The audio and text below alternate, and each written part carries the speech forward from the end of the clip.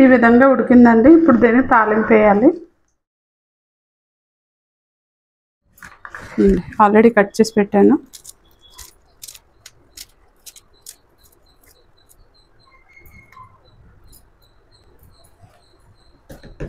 పప్పు గోంగూర అండి, తెల్ల గోంగూర. చిన్నపప్పు 4 కట్టలండి, 3 ఉల్లిపాయలు, 5 పచ్చిమిరపకాయలు, 2 టమాటాలు, కప్పు పెసరపప్పు. కప్పు అంటే ఈ గ్లాస్ పెసరపప్పు. పెసరపప్పుని ఇప్పుడు స్టవ్ వెలిగించి కళాయి పెట్టి పెసరపప్పు వేద్దామండి. పప్పు వేద్దామండి.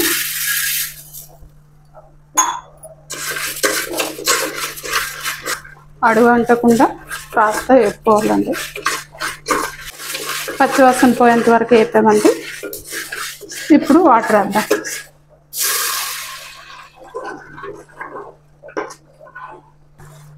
ఇంకాస్త వాటర్ వేసి మూత పెడదామండి. కాస్త పసుపు వేద్దామండి, వేరం బాయిల్ అవుతుంది. కాస్త పసుపు, కాస్త ఆయిల్.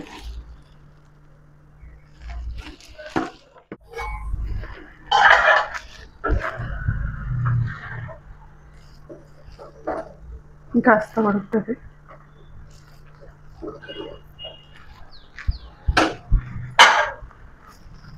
టమాటా, ఉల్లిపాయలు, పచ్చిమిర్చి.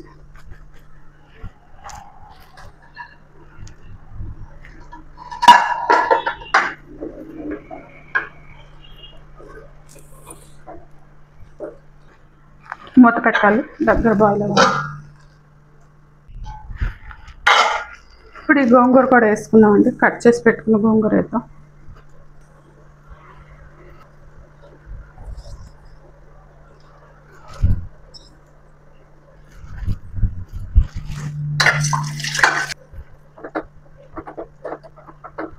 కాస్త వేడి నీళ్ళు వేద్దామండి. పప్పు ఇంకాస్త ఉడకాలి.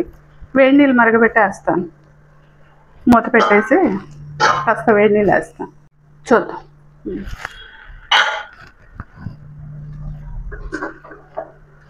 ఉడికిందండి, పప్పు ఉడికిపోయింది. కాస్త వాటర్ వేద్దామండి. గోంగూర ఉడకాలి కదా, కాస్త వాటర్ వేద్దాం. నీళ్ళు వేడి చేసి పెట్టుకున్నాను. ఇప్పుడు ఈ నీళ్ళు వేద్దాం. వేడి నీళ్ళు వేసి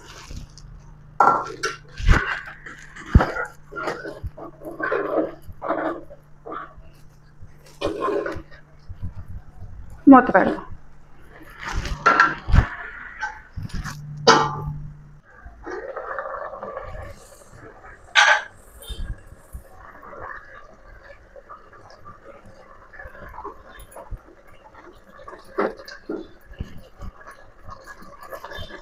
పప్పు గోంగూర కూడా ఉడికిపోయిందండి. తాలింపు పెట్టాలి.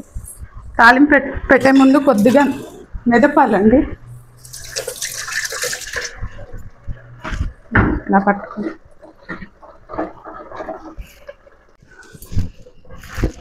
సాల్ట్ వేద్దామండి. 2 స్పూన్లు సాల్ట్. ఈ కూర ఉడకదండి చాలా మట్టుగా, అందుకే కట్ చేసేసాను. తాళ్ళులా ఉండిపోతుంది. ఈ విధంగా కట్ చేసి 2 ఆకులు ఉంచాను, అవి తాళ్ళలాగే ఉండిపోయి ఉడకలేదు. ఈ కూరను కట్ చేసేసుకుంటే బాగుంటుంది. ఇప్పుడు తాలింపు వేయాలండి. బాగా మెదిపి ఈ విధంగా ఉడికిందండి. ఇప్పుడు దీన్ని తాలింపు వేయాలి. తాలింపు వేసుకుందాం. ఆయిల్ వేద్దామండి. మెంతులు, జీలకర్ర, ఆవాలు, ఎండుమిర్చి అండి. ఇలా దంచి పెట్టుకుని వెళ్ళండి. ఇంగువ వేస్తే మంచిది. కొద్దిగా ఇంగువ, పప్పు పెట్టి ఈ పప్పు కలుపుకున్నాను.